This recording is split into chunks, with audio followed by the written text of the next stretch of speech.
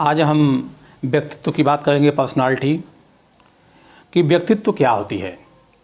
तो हम व्यक्तित्व के विषय में बात करेंगे और आपको समझाएंगे भी अच्छे से। आइए चलिए देखते हैं। पर्सनालिटी, व्यक्तित्व एग्ज़ाम में भी हमेशा प्रश्न आते हैं व्यक्तित्व का, चाहे बीएड हो, डीएलएड हो, एमएड हो, सब में क्वेश्चन आता है, कन्फर्म है 100%। आइए हम प्रस्तावना देखते हैं, इंट्रोडक्शन कि व्यक्तित्व क्या होता है, कंसेप्ट को समझते हैं, फिर उसके बाद हम अपने आप समझते हुए चले जाएंगे।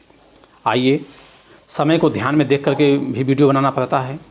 आइए, व्यक्तित्व की परिभाषा। मनोवैज्ञानिकों ने व्यक्तित्व के अध्ययन में शुरू से ही काफ़ी अभिरुचि दिखलाई है, अतः यह बिल्कुल ही स्वाभाविक है कि व्यक्तित्व की अनेकों अनेक परिभाषाएं दी गई हैं। आलपोर्ट 1937 ने व्यक्तित्व की दी गई सभी परिभाषाओं को एकत्रित किया और पाया कि व्यक्तित्व की 49 परिभाषाएं दी जा चुकी हैं। कंसेप्ट को समझिए, मैं क्या कहना चाहता हूँ या यह क्या कह रहा है। कहने का अर्थ है कि आलपोर्ट ने जब अपने शोध को प्रस्तुत किया 1937 में, इनके पहले 49 मनोवैज्ञानिकों ने व्यक्तित्व के परिभाषाएं दे चुके थे।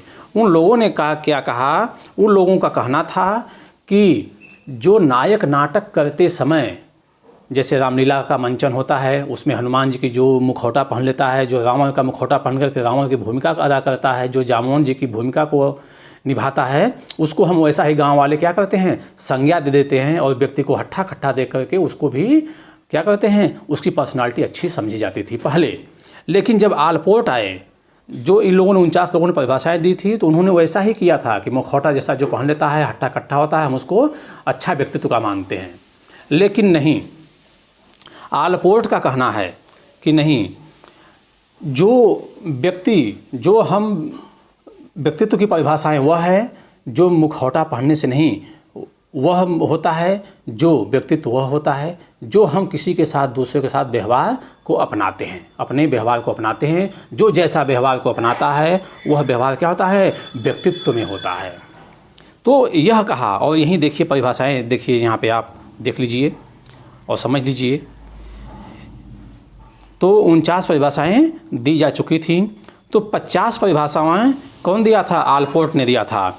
इन परिभाषाओं को उन्होंने 5 श्रेणियों में विभाजित कर उनका विशेष अध्ययन किया। परिभाषाओं के क्रम में सबसे पुरानी यानी सबसे पहली परिभाषा व्यक्तित्व शब्द की उत्पत्ति से संबंधित संप्रत्यय पर आधारित है। मतलब व्यक्तित्व क्या होता है, कैसे आया शब्द, व्यक्तित्व कैसे आया, आइए चलिए देखते हैं। व्यक्तित्व का अंग्रेजी अनुवाद पर्सनालिटी है, जो लैटिन शब्द पर्सोना से बना है तथा जिसका अर्थ नकाब से होता है, मास्क से होता है, जिसे नायक नाटक करते समय पहनते हैं। इस शाब्दिक अर्थ को ध्यान में रखते हुए व्यक्तित्व को बाहरी वेशभूषा तथा दिखावे के आधार पर परिभाषित किया गया है। यानी आलपोर्ट का कहना था, जो हम आपको कंसेप्ट दिए हैं, कि आलपोर्ट जब आए तो उसके पहले जो 49 लोग थे मनोवैज्ञानिक व्यक्तित्व पे, जिन्होंने रिसर्च किया था, अपने शोध प्रस्तुत किए थे पेपर, उन्होंने कहा कि नहीं, जो मुखौटा जो पहनता है, जो जैसा कार्य करता है, पर्सनालिटी जिसकी जैसी जो बॉडी होती है, उसके अनुसार वो क्या होता है, उसका वैसा व्यक्तित्व समझा जाता था। लेकिन जब आलपोर्ट आए तो उन्होंने खारिज कर दिया कि नहीं, ऐसी नहीं था। जो व्यक्तित्व की ओरिजिनल परिभाषा वह होती है जो हम जैसा जिसके साथ व्यवहार को अपनाते हैं, वह व्यक्तित्व होता है। आइए, तो आप समझ गए होंगे कंसेप्ट।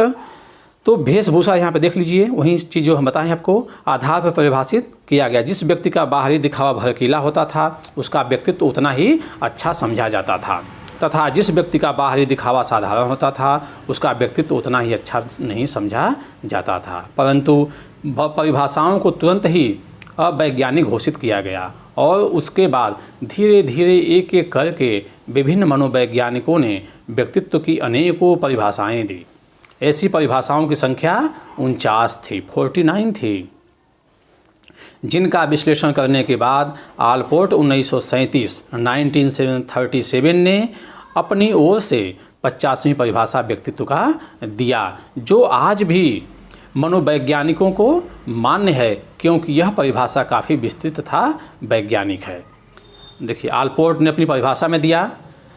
जैसे हम लोग जो रिसर्च करते हैं, कभी आप मान लीजिए पीएचडी करेंगे तो रिसर्च करेंगे तो उसमें आपको जितना भी आप रिसर्च करेंगे, उसमें जितनी भी डाटा कलेक्शन करेंगे आप, उस पर आपको क्या है, वो जो निष्कर्ष निकलता है, कंक्लूजन निकलता है, वह 2 लाइन में ही लिखा जाता है लास्ट में। तो देखिए आलपोर्ट ने निकाला 1937 में रिसर्च करके पर्सनालिटी पर, जो हम बताए हैं आपको, व्यक्तित्व व्यक्ति के भीतर उन मनोशारीरिक तंत्रों का गतिशील गत्यात्मक संगठन है जो वातावरण में उसके अपूर्ण समायोजन को निर्धारित करते हैं।